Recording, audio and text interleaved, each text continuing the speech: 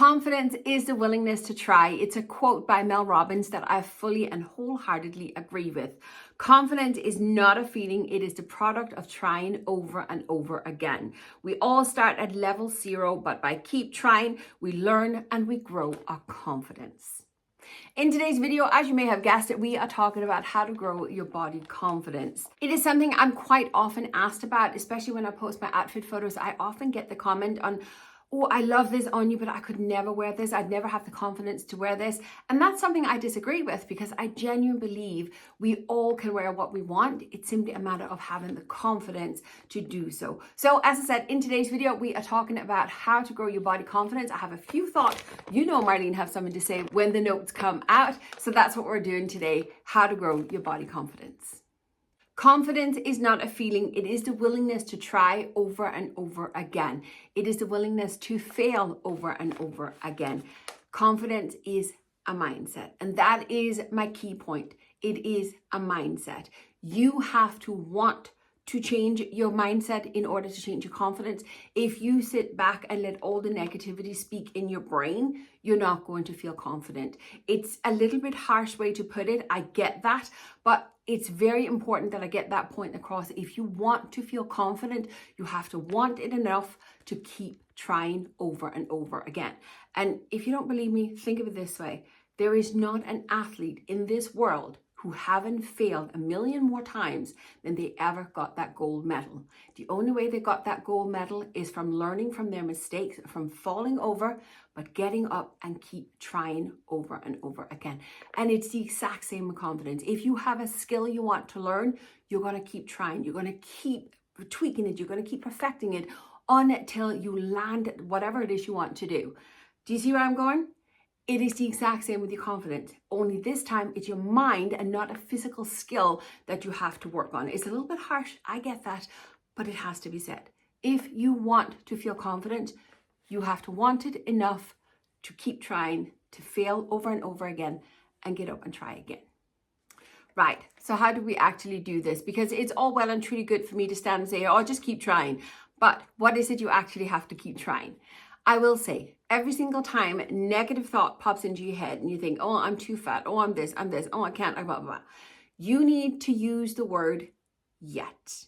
Your brain tells you, I can't wear this. You tell your brain, I can't wear this yet. Your brain tells you, oh, I can't ride a bike. I don't know how to do it. I can't do it. Add the word yet.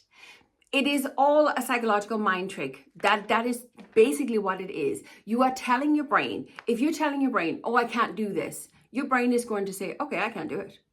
But if you say, I can't do this yet, you are telling your brain, okay, I haven't mastered it, but we're going to get there. We're going to keep working at it.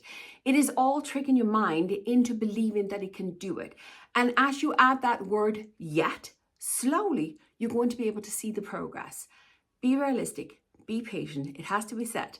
But knowing that it's going to come in the future, that is going to help your brain keep going. And that's going to help you get up every time you stumble. So every time anything negative pops into your head and you're thinking, oh, I can't, we use the word yet.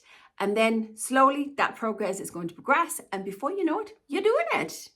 Next up is to know your goal, because when we are using the word yet, it is signifying to us that there is something to come in the future. But we also need to know what it is that we're working towards. What is the goal? So this is why I'm saying know your goal. Know what it is you want to achieve. It's great to say, well, I want to have body confidence, but what exactly does that mean to you? Do you want to be able to dress like a Fashion Nova model? Is that your end goal? Or is it simply just that you can look in the mirror with love and adoration instead of just looking and thinking, oh, I'm so fat, like, right? That was my initial goal. It was simply just to be able to look in the mirror and not hating what I saw.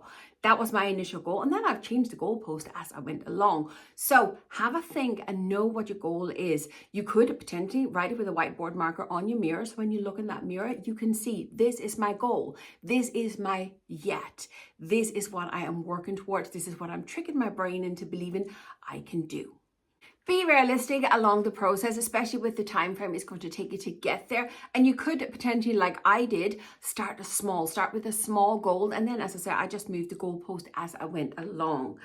Be patient because it is going to take time, and don't be hard on yourself either. Know that you are going to fail. Know that your brain is going to want to run back in its old track. But again, here comes the whole thing about getting up and trying again, all right? That is how we're going to build that confidence. It is to keep trying. Now, this isn't all about just talking positive to ourselves in the mirror, although we definitely need to do that. But there are some physical steps that we can do as well. The main one I will say is self-care, without a doubt. If, like me, you are kind of coming up towards the middle age, your kids are a little bit older, it is now time to try and carve out a bit more time for ourselves. Be it to go and get your hair done, your nails done, do it yourself, take an evening where you watch a movie with no people running around you, whatever. It is up to you what self-care looks like for you, but making sure that you have time for yourself to do and indulge into things that you like to do. For me personally, I love reading. I also love crafting. I love occasionally doing my nails or play with makeup, etc. It doesn't matter what you like to do and what self-care looks like for you. Just make sure you take the time to indulge yourself in some self-care and some self-love. When it comes to trying a new outfit and you don't feel confident in that, I will say try it out at home. I often say this to clients when I work with them and we try something different and they're not used to it and it's like, it feels strange. I always say to them, just try it out at home. Put on an outfit that may not be what you would normally wear, but simply just wear it around the house on a Sunday where only your loved ones are there to see it. You can very quickly go and get changed if it need be, if you have to go somewhere, if you get visitors to the house. If you try it out at home, it'll slowly build your confidence. As your loved ones get used to seeing it, as you get used to seeing that outfit and seeing you in something different, it won't be long before you can take a short trip out of the house. Let's say, go to the shop and get a carton of milk. Make sure that it's a short trip, meaning if you don't feel confident, you can go home and get changed again. But it is taking small steps to try something new so you get used to it, and then in turn, you'll feel more confident in it. My confidence personally was very much connected with what I was wearing as an outfit. If I didn't feel good in the outfit, I didn't feel good at all, and my confidence would simply just plummet. Hence why about trying something new at home so you get used to it and feel more confident in it. Now, I decided that I wanted to kind of refine my style, and I went and I found a role model. I actually found a couple of celebrities that I personally love their style, and I started copying their style. I was working towards a wardrobe that looked similar to what they were wearing in the public photos. So having that muse, someone that's a role model to you, can help you build that confidence as well. Another step I would say you could definitely take that helps, especially on the physical side of it, is to declutter not only your wardrobe, but also your home, because a cluttered home, a cluttered environment equals a cluttered mind. And many of us don't feel confident because we are so cluttered in our minds on the inside because our environment is cluttered. And obviously there's a psychological link there as well, that if you have a cluttered mind, you clutter up your home. I personally think, this is my own personal opinion, I look at myself, and when something is cluttered, it's a physical sign that there is something going on in my mind that I don't want to deal with. So it could be an emotional problem that I could be having or something like that. Maybe a situation I don't really know how to work with, and then I make a mess. Now, I happen to love tidying up. I love organizing. I love clearing out and stuff. So when I then start the process of clearing out, it in turn clear my mind, and I often find a solution to whatever problem it is I'm dealing with. I hope that makes sense. This is my personal opinion. I am not a psychologist in any capacity, all right? It's my personal opinion, but I do personally believe that a cluttered home and environment equals a cluttered mind. And in order to feel good about myself, I had to declutter. So declutter. As I've said through the whole video, confidence truly is a mindset. As I said, you have to want it, you have to keep trying, but you also have to stop comparing yourself to others. This is one that is vital. And that leads me on to the next few points, because it is, know that perfection isn't real. Comes back to social media, which I will mention now. Detox your social media platforms, because when you are following an unrealistic standard, if you're following people that uses a lot of filters and Facetune or whatever all these things are called, it's not a realistic image you're seeing. Now, find people that looks like you, people that have the same values as you, and people that are being real to you. I hope I'm one of them, but if I'm not the right person for you, there's no point in you following me. Do you know what I'm saying? Follow people that resonate with your heart and with your soul, because they're the ones that's going to strive you to do better. And then in turn, other people are going to strive to do as well as you. Do you understand what I'm saying? So it's all about leveling yourself up. That is what confidence is.